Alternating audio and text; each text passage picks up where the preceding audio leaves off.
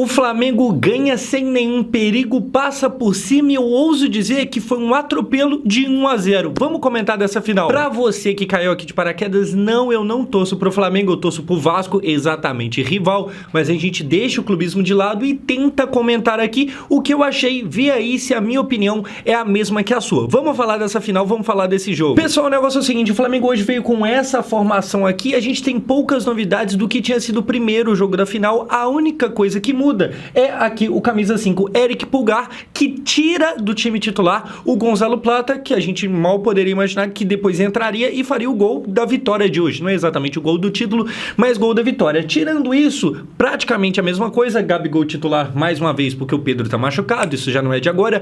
Bruno Henrique voltando a estar disponível, mas por opção do Filipe Luiz começa no banco de reservas. Agora, do lado do Atlético Mineiro, a gente tem aqui mudanças táticas e mudanças também de jogadores. O Zaratio entra e no mais, eu vou confessar pra vocês que eu me confundi legal nisso aqui, ó. Aqui tá a escalação do Atlético, aí tem um tal de Massa, camisa 12. Eu confesso pra vocês que eu falei, mano, quem que é esse jogador? Aí depois que eu fui entender que é uma piadinha, tipo, o 12º jogador é a Massa, a torcida, tá ligado? E eu igual um idiota aqui falando, gente, quem que é Massa? Eu pensando que é o sobrenome de alguém. Enfim, o Atlético muda pouco, mas muda, tem aqui a entrada do Zaratio, e aí como é que vai começar o jogo? Começa ali com o Atlético Mineiro ficando mais com a bola, o que era completamente esperado, porque você tá perdendo de 2-0, e aí o jogo é em casa, então você é obrigado a ter mais a bola, e aí a primeira grande chance do jogo esse que teve uma baita festa, a primeira grande chance do jogo é com o Hulk batendo falta de longe, o que não costuma ser um problema, porque normalmente de longe ele bate bem pra defesa aqui do Rossi,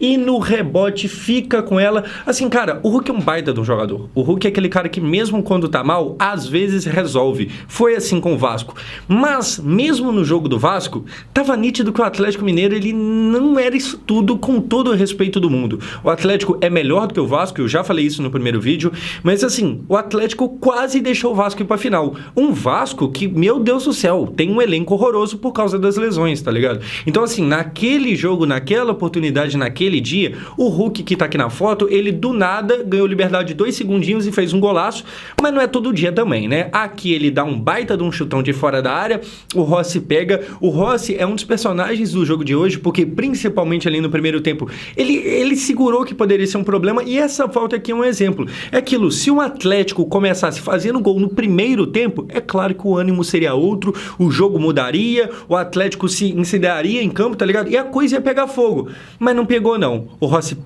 pega a defesa ali, depois no próximo lance a gente vai ter o quê? Um lance aqui, com, se eu não me engano, o Scarpa dentro da área, ele vê aqui fora o Hulk que chuta de primeira, o Rossi defende e aí no rebote bate e rebate e ele de novo consegue afastar e tá aqui o Rossi. O Rossi é um grande goleiro? Eu não acho. Eu sinceramente, não é nem clubismo aqui não, tá ligado? Eu não acho que o Rossi seja aquele cara que, nossa, se fosse brasileiro a gente já tá pedindo a seleção brasileira. Não acho que seja o caso, mas entretanto, é um cara que aparentemente cresce em jogo importante, em jogo grande, e isso é maravilhoso pro torcedor do Flamengo, tá ligado? Ele é um cara que, assim, já falhou em alguns momentos aqui e ali, mas hoje faz mais uma partida bem segura. Eu acho que o jogo do Everson, goleiro do Atlético, foi melhor, mas isso aí é porque o Flamengo atacou mais, mas o Rossi, ele não permite que o Atlético Mineiro crescesse naquele período inicial do jogo. Boas defesas, nada, tipo, muito grandioso, mas pelo menos não deixou o Galo se crescer no jogo. Assim, fazendo uma comparação completamente esdrúxula,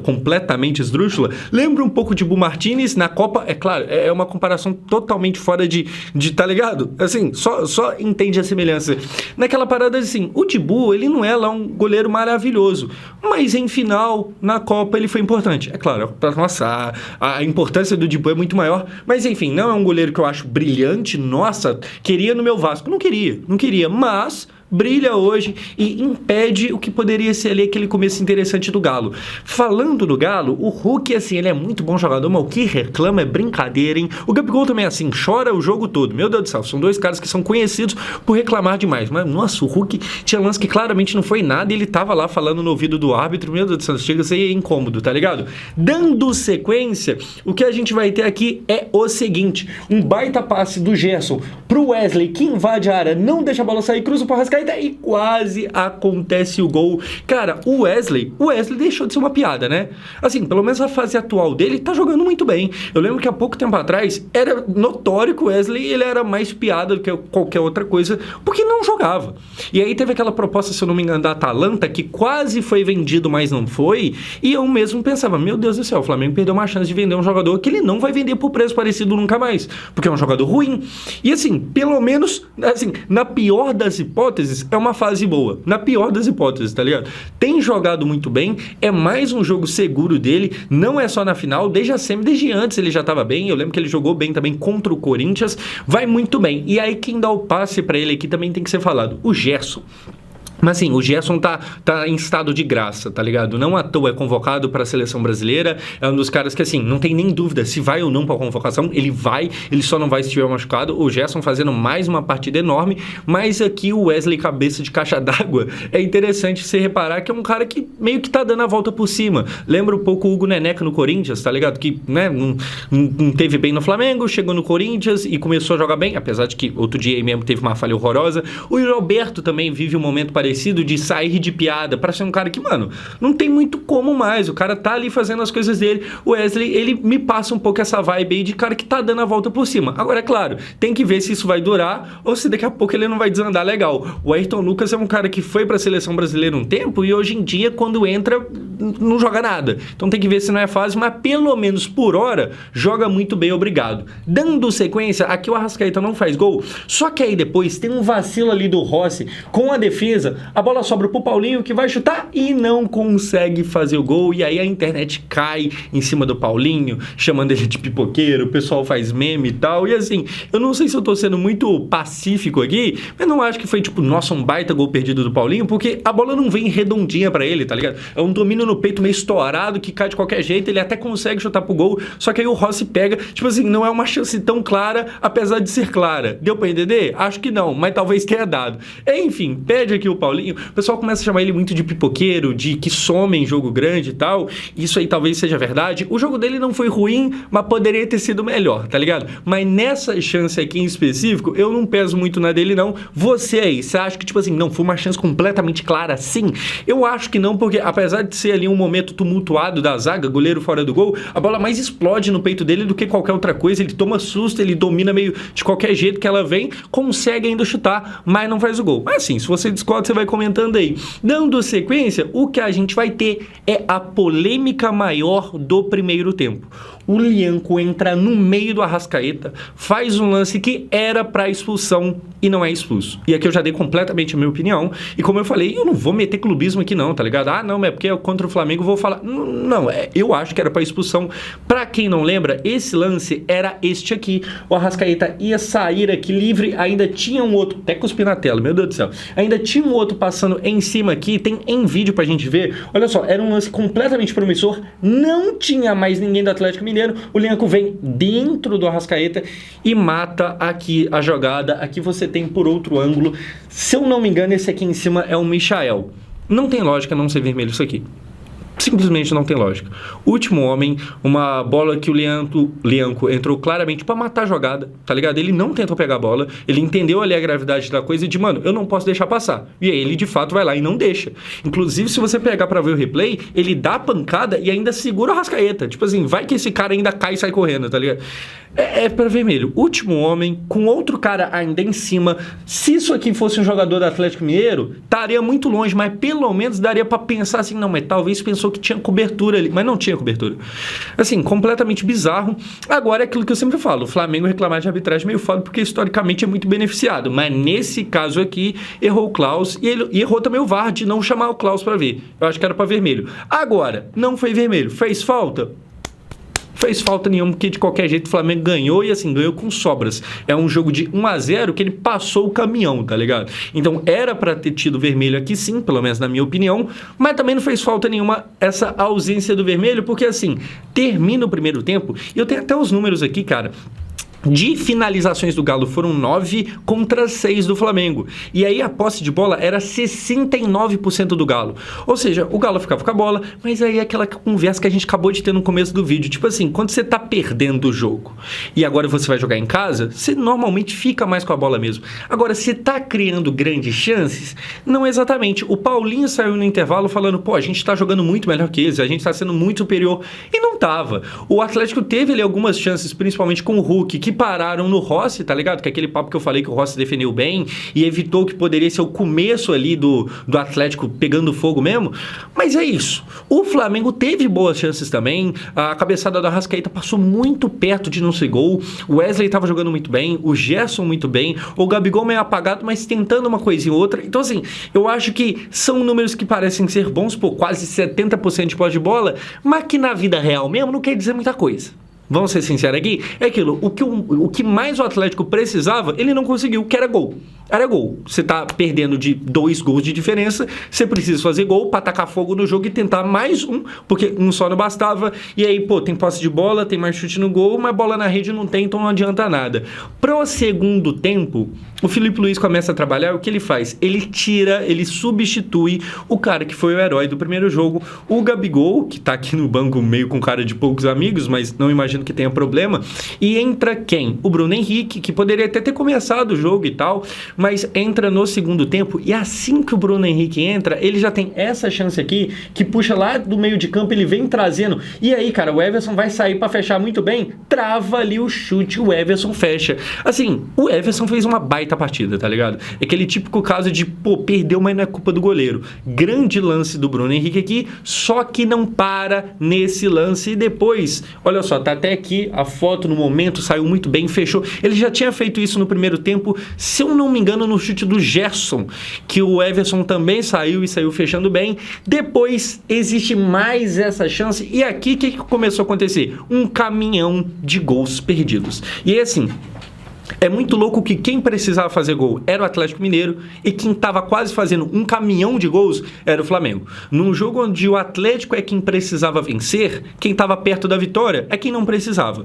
O Bruno Henrique aqui sai cara a cara, ele tenta fazer um chapeuzinho, né, uma cobertinha, e acaba que ele não consegue fazer nada, ele perde essa chance, só que assim, não para por aí, porque o Flamengo começa a viver um caminhão de desperdícios de gols feitos. Na sequência, olha só, vai ter um lance do Michael, que a bola sobra ali, mano, é só chutar pro gol, tá ligado? Chuta e comemora. Ele não chuta, tenta driblar, e aí o Everson vai lá mais uma vez, e aqui você tem uma visão geral do lance. Assim, o Flamengo começou a desperdiçar chance atrás de chance, e a gente poderia até entrar naquela de quem não faz toma, mas na verdade o Atlético não conseguiu fazer o Flamengo tomar, não. Porque assim, o Flamengo perdia, o Atlético não fazia nada, o Flamengo perdia, um monte de quase gol, um caminhão de chances perdidas. O Flamengo poderia facilmente ter metido 3, 4 gols nesse jogo, a verdade é essa, e claro, isso aqui acontece também porque a essa altura do campeonato o Atlético se mandou todo pra frente, e aí a sabedoria do Filipe Luís que tem que ser elogiado. O Atlético tacou atacante no jogo, Allan Kardec, um monte de gente foi entrando,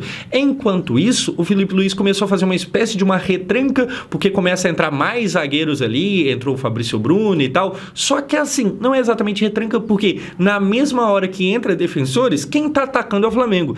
O Filipe Luís, ele acabou de começar a treinar time principal, porque ele tem um trabalho de base, mas time principal é agora, e é um técnico muito promissor, tá? Tanto é que já ganhou um título do tamanho da Copa do Brasil. Enfim, perde aqui o Flamengo, porém, depois perde mais um lance, dessa vez Alexandro chuta para mais uma defesa. O Everson definitivamente não merecia perder esse campeonato, pelo menos não merecia perder hoje a partida, tá ligado? Porque ele fez uma atuação maravilhosa, eu nem coloquei aqui, mas no finalzinho ainda vai ter uma cobrança de falta do Davi Luiz, que quase fez 2 gols de falta seguidos, né, em 2 jogos seguidos, mas o Everson defendeu. Então assim, a partida de hoje do Everson é com certeza a partida do melhor jogador do Atlético Mineiro, tá ligado? Aqui o Alexandro perdeu, Alexandro que se faz esse gol, estaria amanhã nas discussões de, será que não merece uma seleção brasileira? Não, porque voltou pro Brasil para ter espaço e para chamar atenção, e tá chamando. Seleção brasileira eu acho que não seria um bagulho tão impossível de pensar se continuar jogando assim. Enfim, mais uma baita defesa, porém, água mole em pedra dura, tanto bate, até que acontece o quê? Fura, golaço gol do Flamengo, golaço do Gonzalo Plata, que assim, o Bruno Henrique com muita esperteza dá o passe adiantado ali pra ele, chega só o Atlético Mineiro completamente desfigurado, completamente bagunçado, o Plata tem que fazer o drible, meu Deus do céu, que ele passa aqui, dá um baita de um drible, sai o goleiro, vai chutar forte? Não, vai na cavadinha e faz um golaço e sai aqui comemorando.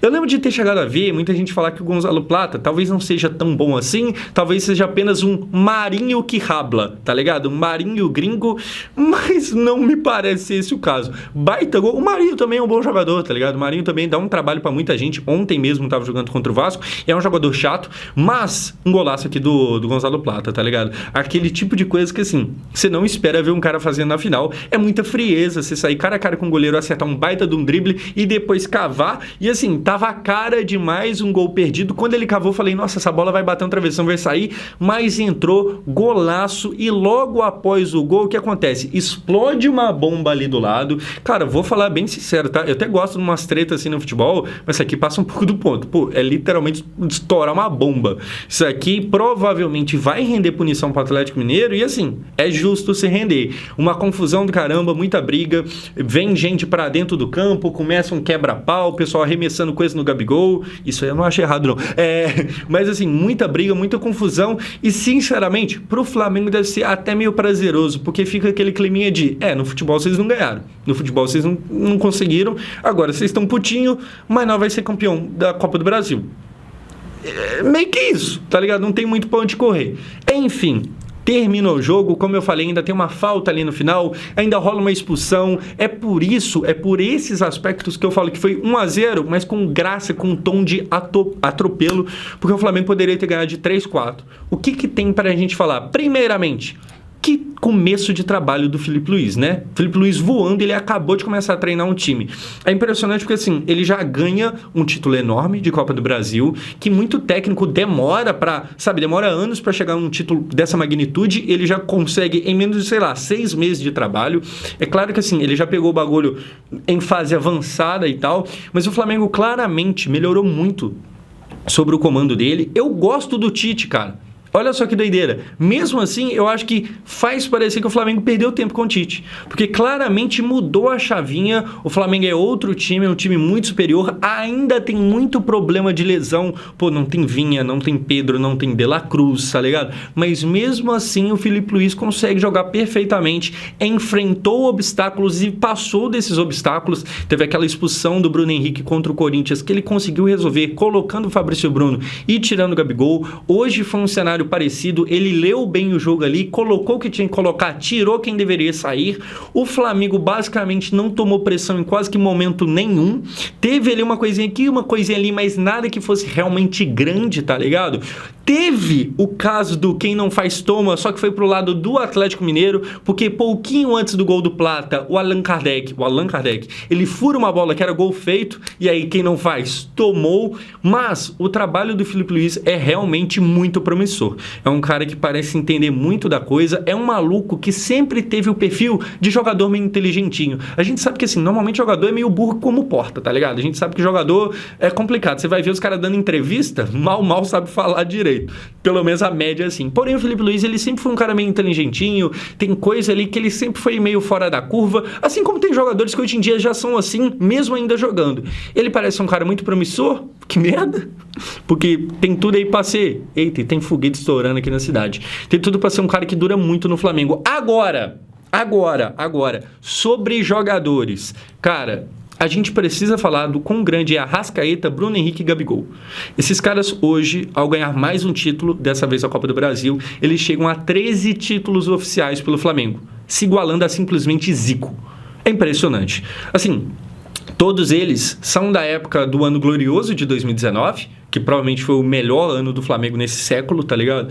É realmente absurdo a história que eles constroem. O Gabigol, ele vive um ano bem bosta. Hoje, mais uma vez, ele não fez uma partida grandiosa, mas o primeiro jogo, quem construiu a vantagem é ele. Esses caras têm agora 13 títulos, cara, isso é muita coisa. Eles se igualam ali ao Zico, entre outros, mas o Zico aqui é tipo assim, pô, não tem como, é a maior referência quando se fala de Flamengo. São caras enormes na história do Flamengo. O Arrascaeta é o tipo de cara que eu, como anti-Flamengo, sempre fiquei me perguntando como é que não apareceu nenhum time da Europa nunca pra levar ele pra lá, tá ligado? Mas não aparece. Pra pra roubar jogador do Vasco aparece de monte. Mas enfim, nunca foi, apesar de ter qualidade pra isso. O Bruno Henrique é um cara que começou tarde no futebol, mas conseguiu jogar na Europa.